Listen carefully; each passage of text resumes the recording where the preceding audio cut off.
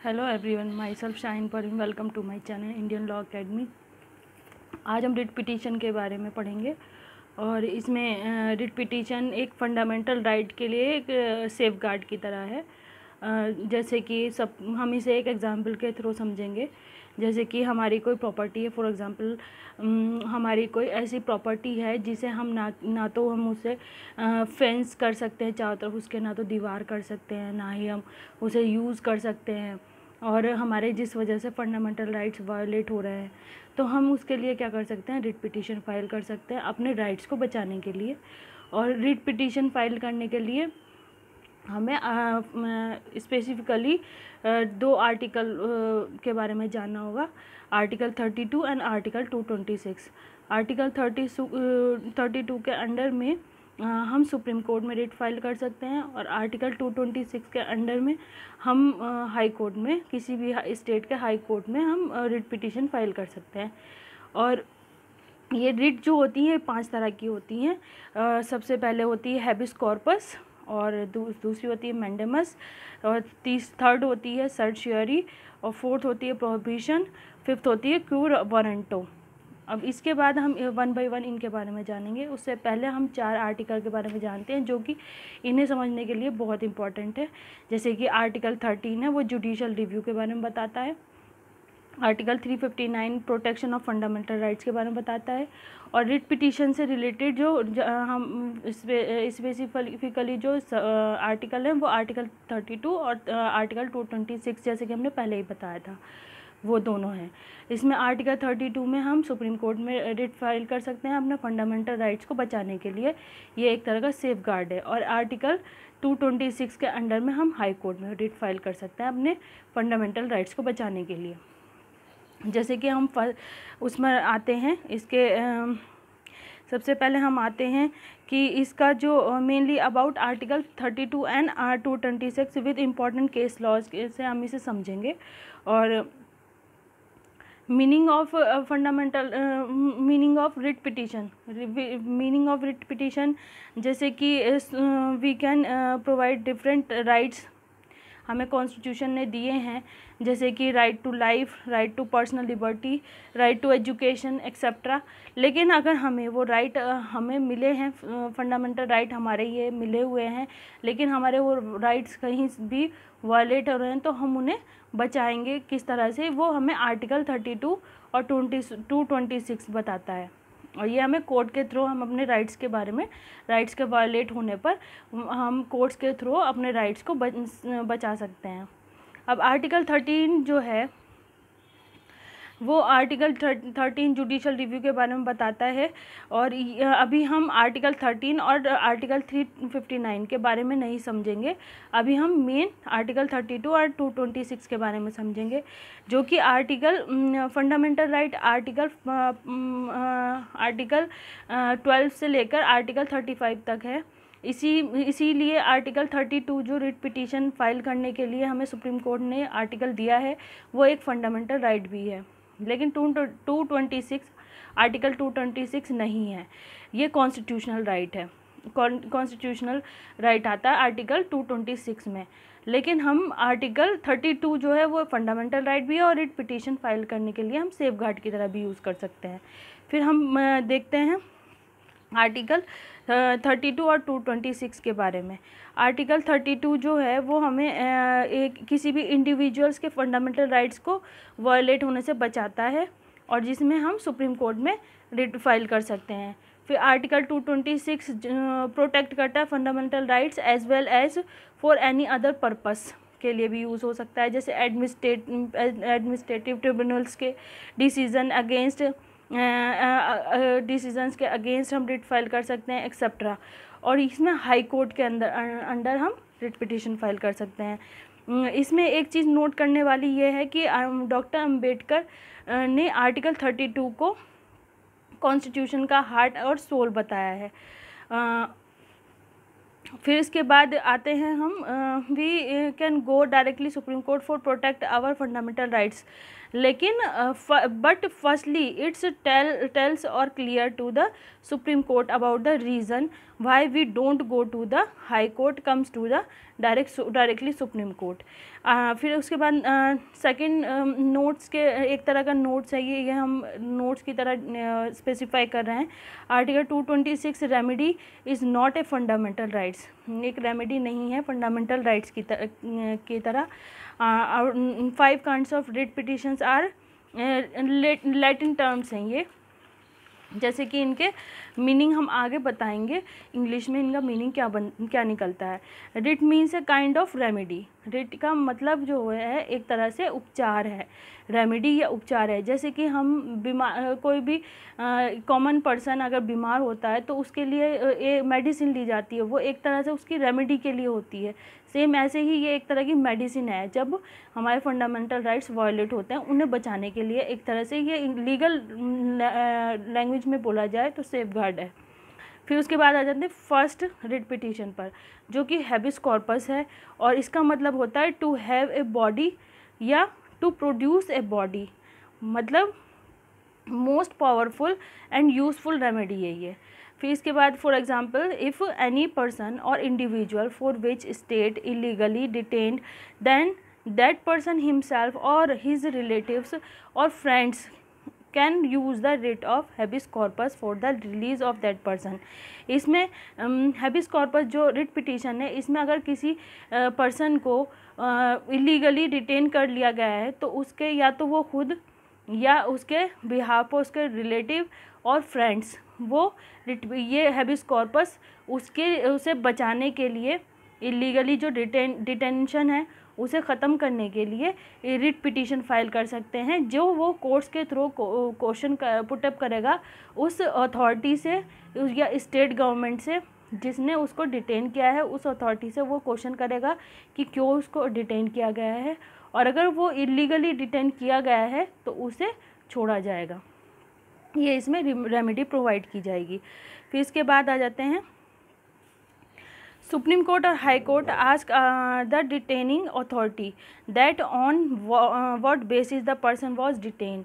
Supreme court या high court उस authority से पूछेगा या क्वेश्चन करेगा। If the basis is found to be unreasonable then the detention ends.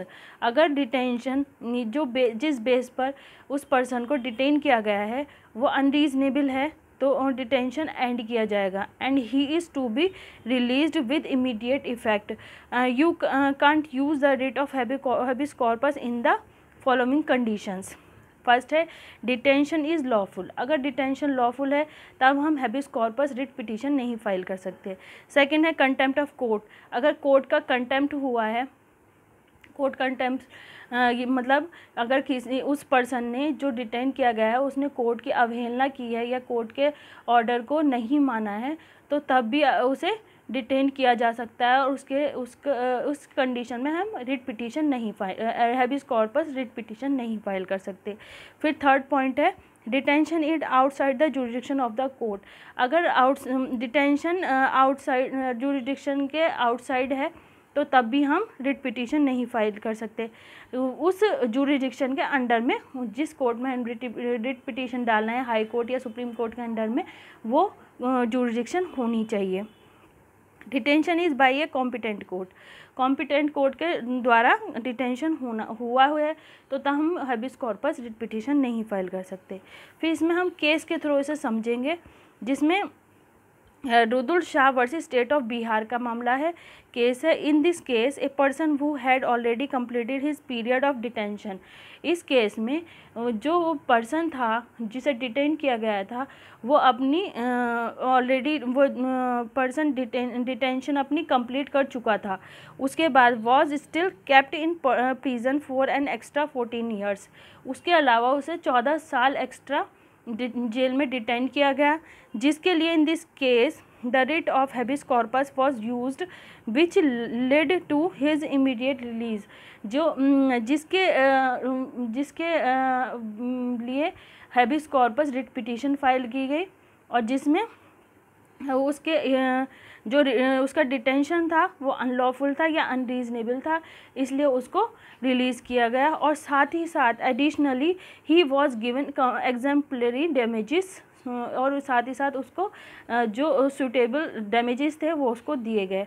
So writ of habeas corpus is issued to demand production और release of person वो is illegally detain. इसका main purpose detained person जो कि illegally detained है उसे release करने के लिए हम रिट पिटिशन फाइल कर सकते हैं, जो कि हैबिस कॉर्पस है। फिर इसके बाद सेकंड रिट पिटिशन पर आते हैं हम, रिट ऑफ मैंडेमस, जिसका मतलब होता है वी कमांड, और ये एक तरह का कमांड होता है, और या परफॉर्म पब्लिक ड्यूटी, जिसे हम पब्लिक ड्यूटी परफॉर्म करने के लिए कमांड कर सकती है कोई भी टू एनी पब्लिक ऑफिसर को। हम जब हम किसी पब्लिक ऑफिसर के लिए जब हम देखते हैं कि वो अपनी पब्लिक ऑफिसर अपनी ड्यूटी को ठीक तरीके से फुलफ़िल नहीं कर रहा है, तो हम उस कंडीशन में writ petition amendments writ petition file कर सकते हैं उस पब्लिक ऑफिसर को कमांड करने के लिए कि वो अपनी पब्लिक ड्यूटी को ठीक तरह से परफॉर्म करे। You can use this writ on any stationary, non-stationary or university tribunals etc. and command them to perform their public duty। हम साथ ही किसी यूनिवर्सिटी ट्रिब्यूनल्स और स्टैट्यूटरी और नॉन स्टैट्यूटरी को भी हम ये कमांड कर सकते हैं कि वो अपनी पब्लिक ड्यूटी को परफॉर्म करे। For example, through this writ you can command a public official to perform his public duty. फिर केस आ जाता है, इसे हम एक केस लॉ से समझेंगे। केस में क्या है, Gujarat state financial corporation versus lotus hotels AIN 1983 का केस है सुप्रीम कोर्ट का। In this case, the financial cooperation had an agreement with the Lotus Hotels that we will release the funds so that you can complete your construction work। इसमें एक financial corporation company थी जिसने एक hotel के साथ agreement किया कि अगर जब आप अपना होटल बनाएंगे तो हम आपको फ़ंड रिलीज़ करेंगे कंस्ट्रक्शन जब आप कंप्लीट कर लेंगे तब। Later they refuse to release the funds. उसके बाद वो अपने प्रॉमिस से या अपने कॉन्ट्रैक्ट से डिनाई कर जाते हैं। So Lotus Hotels approach the Gujarat high court. तो लोटस होटल ने गुजरात हाई कोर्ट से में रिट पिटीशन फाइल की। Gujarat high court by using the writ of mandamus direct the authority to perform the public duty.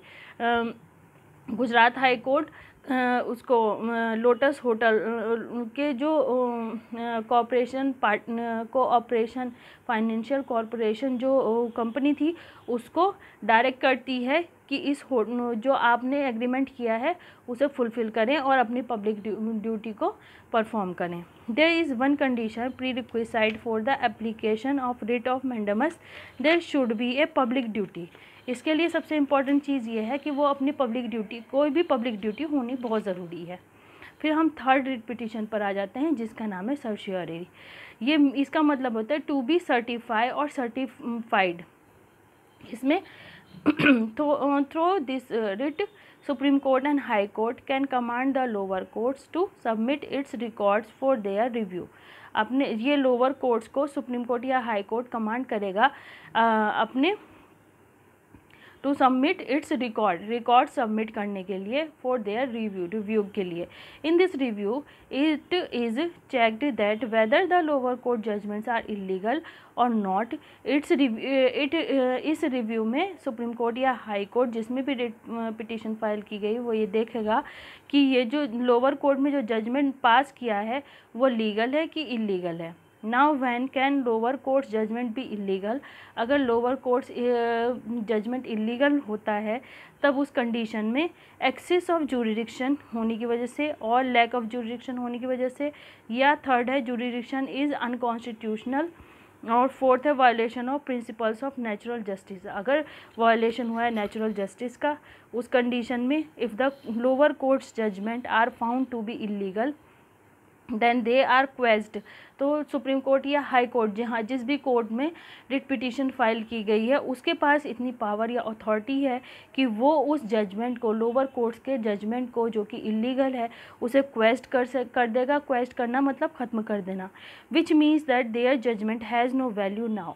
जिसका मतलब होगा कि उस लोअर कोर्ट के जजमेंट की अब कोई वैल्यू नहीं होगी and is not to be followed, और उसे फॉलोड नहीं किया जाएगा या उसकी मान्यता नहीं रहेगी, नॉट एनी मोर वैलिड, और वैलिडिटी उसकी नहीं रहेगी। Now look at these 2 cases, इसमें 2 केसेस हैं जिसमें हम सर्शियरी का अच्छा एग्जाम्पल पाते हैं। फर्स्ट है Gullapalli Nageswara Rao versus APSRTC 1959 AIR 308, और सेकंड है AK Krepak versus Union of India AIR 1970 Supreme Court. In both these cases are important for competition exams, and both these cases relate to the writ of certiorari. In both of these cases, their lower court's judgment were held to be illegal and therefore quashed. इन दोनों cases में जो judgement थे वो दोनों के judgement illegal थे lower courts के, इस वजह से इन केस को क्वेश्चन कर दिया गया, या इस जजमेंट को क्वेश्चन कर दिया गया, जिनका कोई मीनिंग नहीं रहा, ना ही आगे इनको फॉलो किया गया। फिर इसके बाद 4th रिट पिटीशन पर आ जाते हैं, जिसमें है writ of prohibition. Prohibition means होता है प्रोहिबिशन और सर्शियरी versus सर्शियरी। Prevention is better than cure. Prohibition का मतलब ये होता है prevention is better than cure, मतलब बीमारी से परहेज़ बेहतर होता है, जैसे कि इस तरह से। To forbid prohibition of certiorari has a little difference. Prohibition and certiorari जो 2 रिट पिटीशन है, दोनों में बहुत ही थोड़ा सा डिफरेंस है। You must have heard of this statement, prevention is better than cure. The difference that's between prevention and cure, the same difference exists between prohibition and certiorari. Remember it this way, P मतलब कोई prevention, P denotes prevention या prohibition, and C denotes cure या certiorari. As we have learned that if an illegal judgment is announced, then to quash it, जैसे कि writ of सर्शियरी में बताया गया है। To cure the mistake you have to use certiorari. अगर आपको mistake cure करनी है तो वो सर्शियरी रिट पिटीशन के थ्रू होगी। But if before the judgment is announced, if you want to prevent the mistake, लेकिन अगर जजमेंट से पहले ही आप मिस्टेक को रोकना चाहेंगे, then you use the writ of prohibition, तब आप रिट प्रोहिबिशन के अंडर में रिट फाइल करेंगे। प्रोहिबिशन टू फॉरबिड या रोकना इसका मतलब होता है। So writ of prohibition is use until the lower court has pronounced the judgment, and if the lower court has pronounced an illegal judgment, then you use certiorari. अगर illegal judgement, इसमें 2 condition आती है, prohibition और writ of सर्शियरी। ये दोनों में बहुत ही minor सा अंतर है, वो ये है अगर जजमेंट लोअर कोर्ट्स ने जजमेंट से पहले, अगर हमें लगता है कि ये लोअर कोर्ट्स में जजमेंट हमें ठीक नहीं मिलेगा, तब हम उसके लिए रिट ऑफ प्रोहिबिशन अप्लाई करेंगे और अपने फंडामेंटल राइट्स को बचाने के लिए सेफ गार्ड की तरह। लेकिन अगर मान लीजिए जजमेंट लोअर कोर्ट्स दे चुका है, उसके बाद हमें रेमेडी चाहिए, तो तब हमें रिट ऑफ सर्शियरी में रिट फाइल करनी होगी, सुप्रीम कोर्ट या हाई कोर्ट में। फिर रिट ऑफ क्यू वारंटो में आ जाते हैं, ये जो कि 5th और लास्ट हमारी रिट पिटीशन है। इसमें let's start the 5th writ with the help of a simple example. हम एक सिंपल एग्जांपल से इसे समझेंगे। Suppose that you are a college student, अगर आप एक कॉलेज स्टूडेंट है, therefore I am safely assuming that you must have cleared college entrance eligibility, whether it clearing 12th board or getting minimum marks required or qualifying entrance exam, you must have qualified in colleges exams eligibility. Colleges, जैसे कि मान लीजिए हम एक example से ये बात समझेंगे कि मान लीजिए कोई स्टूडेंट है, उसे कहीं एडमिशन लिया है, तो हम ये एज्यूम करेंगे कि या तो उसने जो क्वालिफ़िकेशन है एग्ज़ाम क्लियर करने के लिए वो उसके पास है और उसने एंट्रेंस के थ्रू वहाँ एडमिशन लिया है। या सेकंड कंडीशन ये है कि उसके पास क्वालिफ़िकेशन है जो कि फुलफ़िल है और उस जगह पर उस इंस्टीट्यूट में एडमिशन लेने के लिए तो वो जो उसकी क्वालिफ़िकेशन है वो कंप्लीट कर चुका है। फॉर एग्ज़ाम्पल 12th पास है, उसके बाद उसको कॉलेज एडमिशन मिल गया है। डायरेक्ट एडमिशन भी होते हैं जिस तरह से, वैसे ही। If it is found out that you have not cleared the entrance eligibility, then you can be removed from the college. अगर ये पाया जाता है या उस कॉलेज की जो गाइडलाइन है उसमें, कॉलेज एडमिशन की गाइडलाइन में ये क्लियर है कि अगर आप एंट्रेंस एग्ज़ाम नहीं पास किया तो आपको एडमिशन नहीं मिलेगा, और अगर आपको एडमिशन मिल गया है तो वो आपको बाहर कर देंगे जब उन्हें ये सच्चाई पता चलेगी। Exactly this principle is followed in the writ of quo warranto. यही situation writ petition quo warranto में फॉलो की देखी गई है। Which means by what authority. Quo warranto by what authority मतलब होता है इसका बाय व्हाट अथॉरिटी या public officer. By using this writ courts can question any public officer that by what authority have you assumed this public office. इस writ of quo warranto में जो courts है can question कर सकता है any public officer, किसी भी public officer से, दैट बाय व्हाट अथॉरिटी कि आपने किस अथॉरिटी के अंदर have you assumed this public office, आप इस पब्लिक ऑफिस को के अंडर में काम कर रहे हैं। If the officer title is defective, अगर उस पब्लिक ऑफिसर का टाइटल डिफेक्टिव है then he has to vacate the office, तब वो उस ऑफिस को खाली कर देगा। Let's do a quick preparation या रिकैप। हम एक रिकैप करेंगे लास्ट, जैसे कि इसकी हमने बताया पहले ही 5 तरह की रिट पिटीशन होती है। फर्स्ट है क्यू वारंटो, हम लास्ट से फर्स्ट पर जाएंगे। जैसे कि हमने स्टार्टिंग की थी उसके अपोजिट चलेंगे। क्यू वारंटो सबसे पहले पढ़ेंगे जो कि हमने सबसे लास्ट में भी पढ़ी है।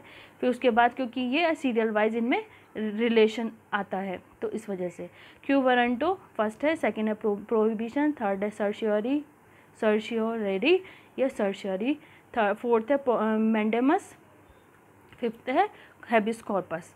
फर्स्ट पॉइंट है if you have to ask a public officer that by what authority have you assume the office then you use the writ of quo warranto.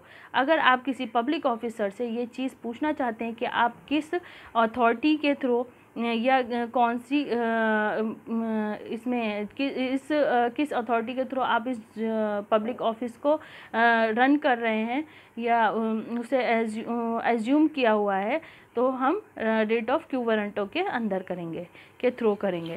Second है if you have to stop a court from pronouncing a judgment, अगर हम court को judgment announce करने से रोकेंगे then you use the writ of prohibition, तब हम prohibition writ petition use करेंगे।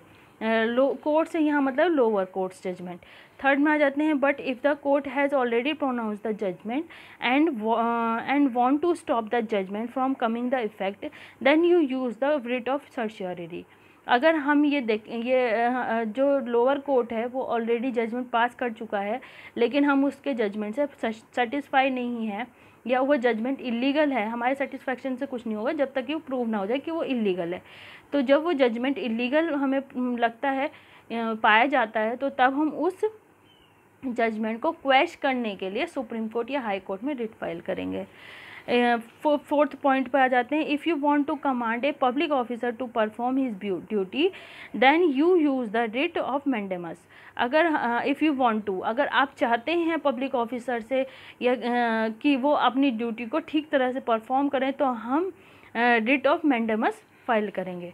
फिफ्थ पॉइंट में आ जाते हैं and if you want to save a person from illegal detention, अगर हम किसी पर्सन को इलीगल डिटेंशन से बचाना चाहते हैं then we have to file writ petition habeas corpus. So these are 5 writs out of which only quo warranto can be filed by anyone. Quo warranto जो writ petition है वो कोई भी फाइल कर सकता है और उसके अलावा स्ट्रेंजर भी फाइल कर सकता है और उसके अलावा हम आर्टिकल 359 को देखें तो which says that fundamental rights can not be curtailed accept during emergency. ये इसका बहुत इम्पॉर्टेंट पॉइंट है कि हमारे जो फंडामेंटल राइट्स है वो कर्टेल नहीं किए जा सकते जब तक कि इमरजेंसी ना लगी हुई हो। तो ये तो आज का हमारा रिट पिटीशन पार्ट था, जो जिसमें हमने जाना कि हम अपने फंडामेंटल राइट्स को वायलेट होने से कैसे बचा सकते हैं। और ये एक तरह का सेफगार्ड है। अगर हमारे फंडामेंटल राइट्स वायलेट हो चुके हैं तो हमें ये रेमेडी प्रोवाइड करते हैं, जो कि एक कॉन्स्टिट्यूशनल सेफगार्ड कहलाते हैं, जिसे डॉक्टर अम्बेडकर ने भी कॉन्स्टिट्यूशन का हार्ट और सोल कहा है। और इसका कहने का मतलब ये इसीलिए हार्ट और सोल बोला गया है क्योंकि हम जितने भी हमारे फंडामेंटल राइट्स हैं, जो कि हमें एक तरीके से सही में एक सिटीज़न होने का एहसास दिलाता है, तो उसे हम इसी तरीके से मतलब अपने फंडामेंटल राइट्स को बचा कर के ही हम इस सेफ गार्ड का इस्तेमाल करके ही हम अपने फंडामेंटल राइट्स का सही तरीके से इस्तेमाल कर सकते हैं। इसलिए मुझे ऐसा लगता है, पर्सनली आई बिलीव कि हमें अपने फंडामेंटल राइट्स को बचाने के लिए इन रिट पिटीशन का यूज़ करना चाहिए।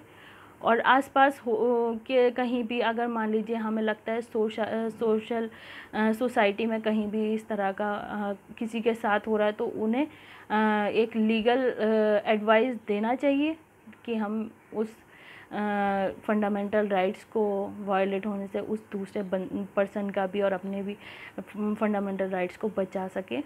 जैसे कि अब एक एग्जांपल के तौर पर मैं अभी हम हाल फिलहाल में देख रहे हैं, हापुड़ रेप केस हुआ है, जिसमें कहा जा रहा है कि उस लड़की को या उस पीड़िता को, जो विक्टिम थी, उसको रात में मतलब उसको अंतिम संस्कार करते जिसमें उसके फैमिली मेम्बर भी नहीं थे, और जो अंतिम संस्कार किया गया है वो ये कहा जा रहा है, ये बोला जा रहा है कि हिंदू रीति रिवाज से नहीं हुआ, जो कि हमें खुद बताता है कि हमारे उसके भी उस लड़की के भी फंडामेंटल राइट थे, जो कि अंडर आर्टिकल 21 में आता है, life protect his life, give उसे देता है कि वो एक इज़्ज़त की या रेस्पेक्टफुल लाइफ जी सके। और साथ ही साथ जीने तक ही नहीं होता इसका फंडामेंटल राइट का जो ब्रॉडली फंडामेंटल राइट है आर्टिकल 21, इसका जो पर्पस है वो ये नहीं है कि ज़िंदा जब है पर्सन कोई